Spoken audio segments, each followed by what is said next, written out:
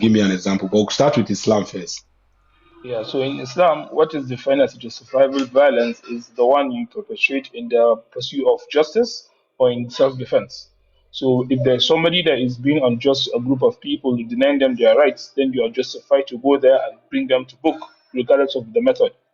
But in every instance of justifiable violence, you're never allowed to attack non combatants and places of worship and to destroy things. This is Islamic code for violence. So you cannot destroy buildings, you cannot destroy places of worship, you cannot destroy trees. These are part of what it means to carry out the justifiable violence in Islam.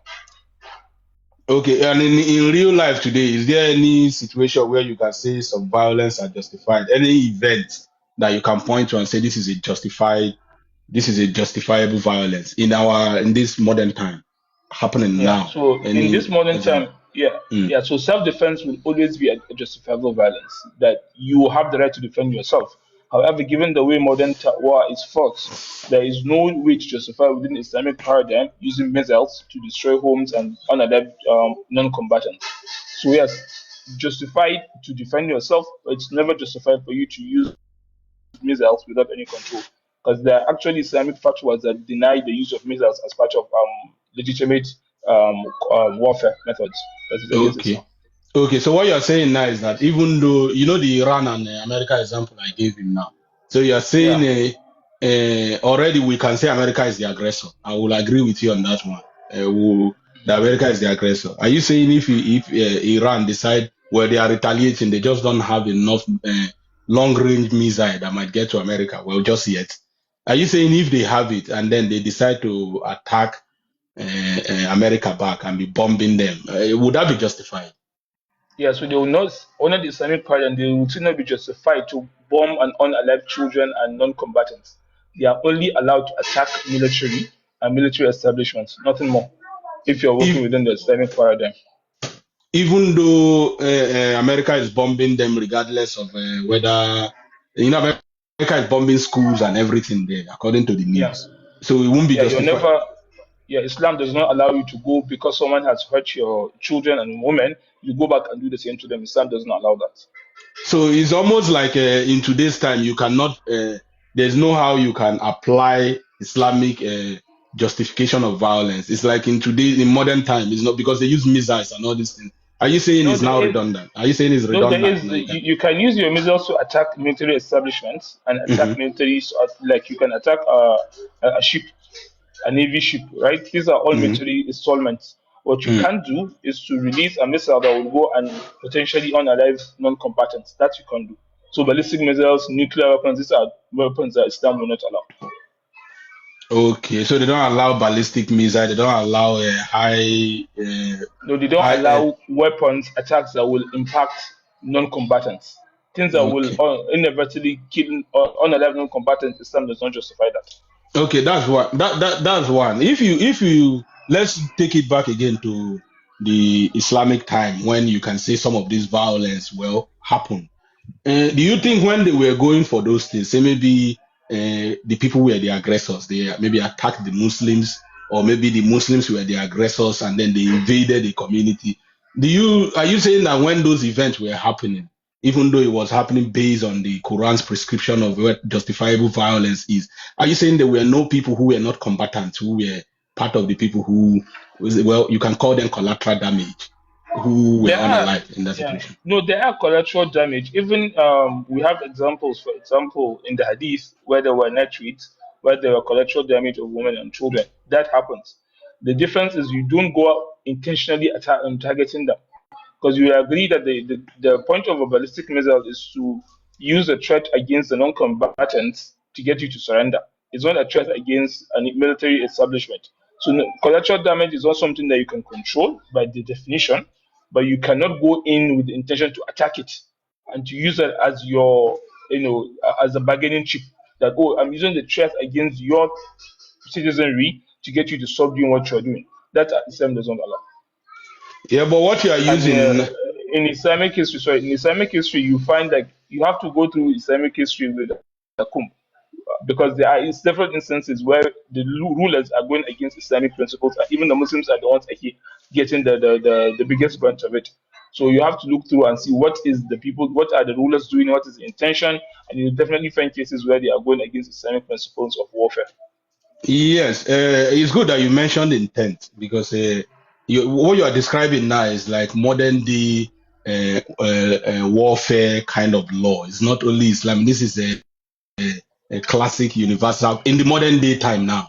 Intent is what Yeah. determines. Yeah, if you want to determine if something is a genocide, if you want to determine, is the intent of the action. That is what you use to determine it in a modern law of a war crime and all of those things.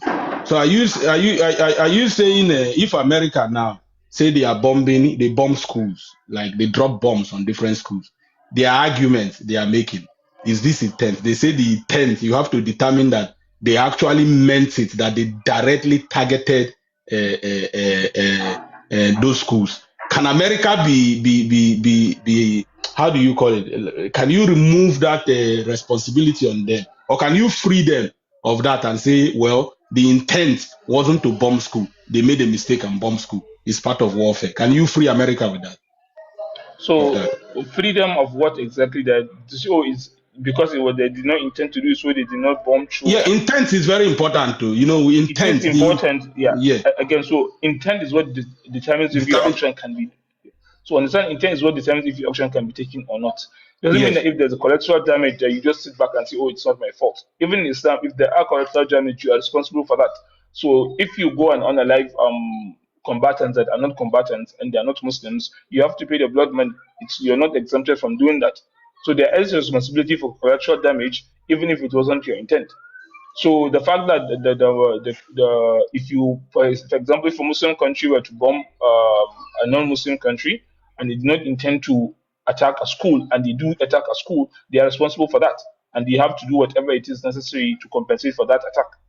So what you're saying is that during the time of let's go back to the time of when the wars that happened in Islamic history and all that. Are you saying when say maybe they invaded, maybe they attacked the Muslim community and then maybe they went for reprisal attack?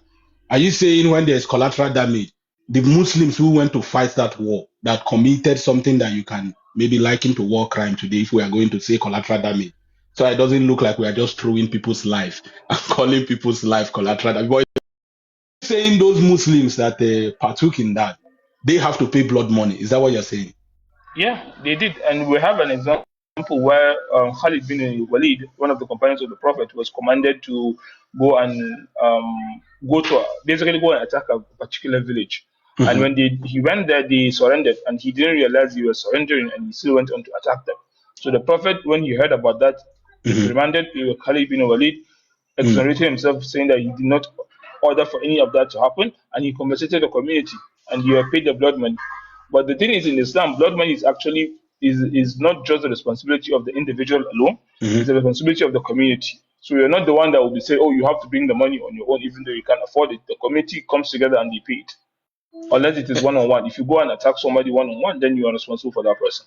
Yeah, this is one special case now. This case you gave now, I'm talking about the many wars because there's no how we've agreed that there's no how they could have gone to war, invade places. There will always be people who are not part of it who go still collect. Yeah, Is but how it but happened. don't forget, yeah, don't forget. If look at all the major conquests in Islam, they were either by raids. They Yeah, usually there's an army that meets you outside the city. It's not yeah. like, oh, you just go and bombard a city and you start attacking them. And most cases where you find like missiles or projectiles shown in is actually against the Muslims. For example, when Hajjaj bin Yusuf attacked Makkah, I'm sure you don't know about that. This is a Mm. Muslim it was under the Umayyads that came and attacked Makkah and destroyed the Kaaba. Actually, that happened in history. So when you find Muslims doing this kind of attacks, it's usually against the Muslims.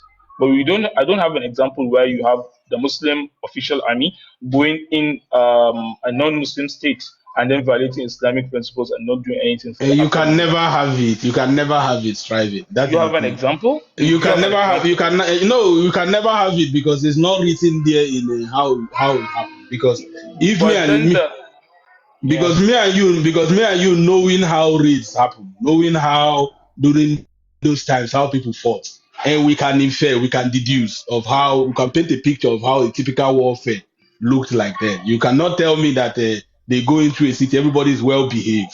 They just an army, But the and yeah, an army but is that well man, behaved. They go in there. a typical Yes, welfare is you go and you meet the army outside the city. It's yes. not the case where you find people, even when they are raided, it's usually against like a small nomad community. It You starts don't from have a the raid city against now. a full city. No, you No, no, never it have a starts raid from against a this. full. How can you raid a full city? It's It, not sta- possible. it You starts can never from have an army big enough to raid a city. It They will starts not from even the allow city you. now. Yeah, it starts from the city now because the army will have to wait. They want to stop you from taking over the city. While you are trying, they are resisting now. So if you defeat that one, there are still some more people who will still be coming around to want to fight. Eventually, until you take over the whole city. Oh, that's how it Yes. goes now. And while you are Usually, doing that, yeah, there's blood everywhere. There is a unalive you exactly. because to match So that place. again, yeah. So again, I can give you an example. For example, when they attacked Medina, the army of Yazid bin Muawiyah did that actually in Medina. So they came, they attacked Medina. When they defeated the army, they proceeded and they went and raided Medina and they attacked them. Like if you read on the history, I've forgotten the name, but it's during the reign of Yazid. They attacked Medina and they proceeded to attack Mecca. So this happens against Muslims actually, not against other countries or other non-Muslim nations. So, Typically, what happens is that if you fight an army and the army is defeated, the people surrender because they don't have an army to defeat them. It's not the case where you find them going against and then starting to attack. And even when those things happen, we know it's not like they are operating outside the the confines of Islamic law. So just simply because there's some tyrant that is doing that does not mean that this is what Islam allows. You have to make a uh, distinction between the two. I know, Scribing. What you are doing here is that you're trying to exonerate Islam in every way Um, possible. No, I'm Yes, not. Again, that's what the you're doing. action of this one I'm giving you examples of Yes, individuals' actions that are against Islam. I'm not exonerating them. I'm only responsible for defending the actions of what Islam, what Islam mandates and what the Prophet did. Anyone else is subject to scrutiny, and I'm not going to defend anybody that goes against Islamic principles. yes, because what you describe is that's a new example of that's even how it is now today of war crime. How you can determine the aggressor, determine the person who committed war But crime, I'm not whether they defending intend, any of it. I'm not whether defending any of it, it. I'm not saying it is okay or justified. I'm not yes, saying yes, any of that. but you will still have to look at things how in realistically how it will be. If you ask an American now about the American military, bro, they will praise. If you see how they praise American soldiers, or you ask Israeli about the Israeli army, you know how they defend America. You can never tell them that the American soldiers goes to a country and then they take everywhere, and then they take people, and then they pillage the community, they loot, they grape women, they treat people badly. It's normal. It's part of war, even though you can liken it to war crime. That's how it is too when you have like the Israeli No, armies and another armies. That's how they do. So if you are now saying that during those times when they were fighting, there were no war crimes committed by Muslims, and then with Islam that was just left, they just pass it by and say, well, this is you can say is a part of the fight, and they didn't judge them no, based on it. That's what yeah. you're trying to suggest. That all of them were I just did, but pure and that one clean. you're missing examples. You're missing examples. I've given you examples within the lifetime of the prophet where the army are doing exactly what you're presenting, and I give you examples immediately after the death of the prophet where you were doing that. I'm not running away from the examples. It does exist. So The when the question is, prophet was what does when the the prophet was alive, I'm those coming. things were not happening. That's what you're saying. Let me. I said it happened in his lifetimes. One of his army. If you know of Islamic army, Khalid bin Walid is one of the greatest generals of Muslims. He did that Is during it the his sword? lifetime. Is it the one they call the sword of Allah? Yes, him, the sword of Allah. During the Mm. lifetime of the Prophet, he made that mistake and went and attacked a community that surrendered. And he was reprimanded. And even during the time of Abu Bakr, he was also reprimanded. So I'm not saying that, the army are so pious that they will never do anything against Islamic law. The difference is that Islamic law holds them to account, whereas other laws like Christian law has nothing to do to punish this kind of people. In fact, you are doing what the religion is asking you to do. That's the difference. Islam will punish because it's against the code of conduct.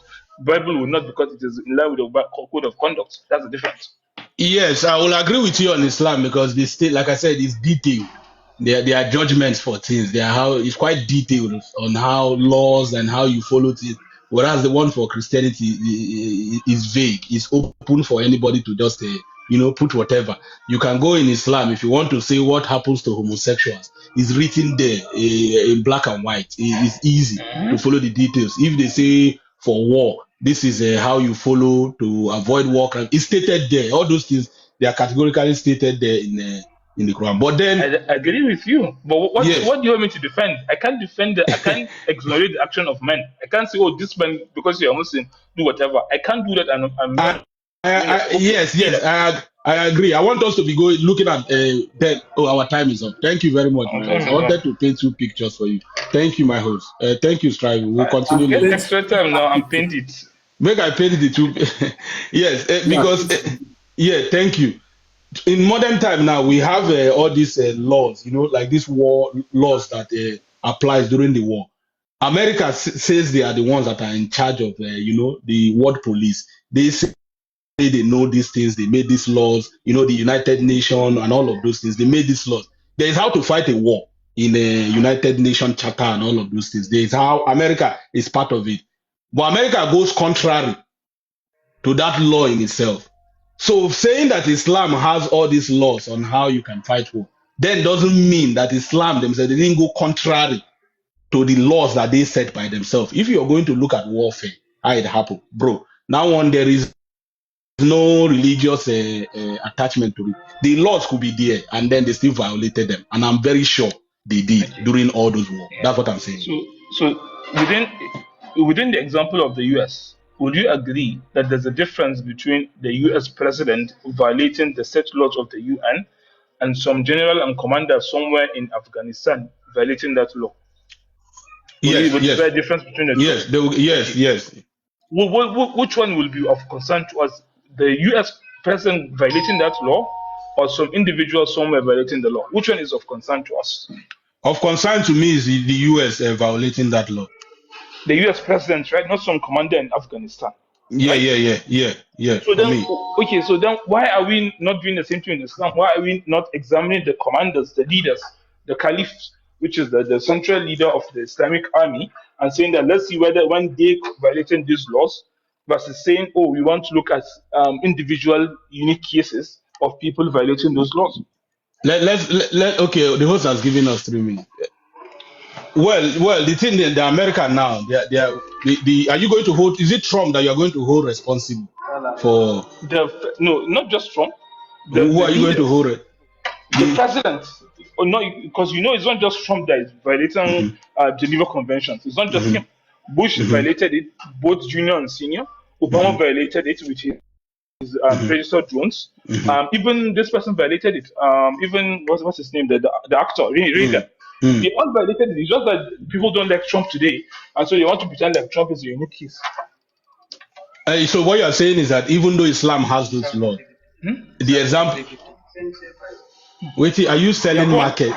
They sell market? Are you selling No, go on. something? I'm listening. I'm listening. Because I'm hearing 750. Is it in dollars or is it in pounds? No, I'm receiving delivery. Okay, okay, Yeah, okay. tell me, go on. Yeah, yeah. So what I'm saying is that the Islamic law at the time, are you saying anyone that violated it during the time when the Prophet was there, there were consequences for them for violating those laws? Yeah, of course. I give you the example of Khalid bin Walid. He And they was were held to yeah, account. that's the special that striving to be honest with you. Most of the informations of Islam, you find it from Islam, except the ones that are you can find through historical documents that Islam has no control over. So those narratives, if it was even possible, So I Islam would like you to Islam wouldn't just even do a include quick search for it. Islam wouldn't even include that the Prophet went to war, if not that it happened and they were No, documented. that's unfair. That's I'm unfair. sure. I'm sure Islam would Islam, have nobody wanted. recorded the words of Islam than Muslims. Nobody else. Yeah, because it When didn't because it didn't have it because it even the didn't have it. story, yeah. No, even the story of Khalid bin Walid, nobody recorded, nobody knew. If the Muslims didn't want to record it, they will not tell all us that Khalid bin Walid did that. So the Any- mistakes of the Muslims and their successes are recorded by the Muslims. They are not cherry picking what to record to us. No. We Even have the story other we of, have other documentation to just that you guys you I don't take it promise you, what because it's not Khalid from bin Islam Walid did in because it's that not from instance, Islamic source because it's not nobody, from Islamic sources. listen to that one. What Mm, Khalid bin Walid did and what mm, happened in Medina, mm, which is what they came and they actually attacked Medina and they destroyed mm, the Kaaba. Mm. Nobody else reported that. If the Muslims wanted to hide it, nobody else would know because it's an internal matter. So Muslims record all their mistakes. They're not cherry picking. All right, that's fine, Simon. We'll continue later, brother. All right, thank you, Doctor. All right, thank you. Thank you, my host. Thank you for the extra time. All right, thank you very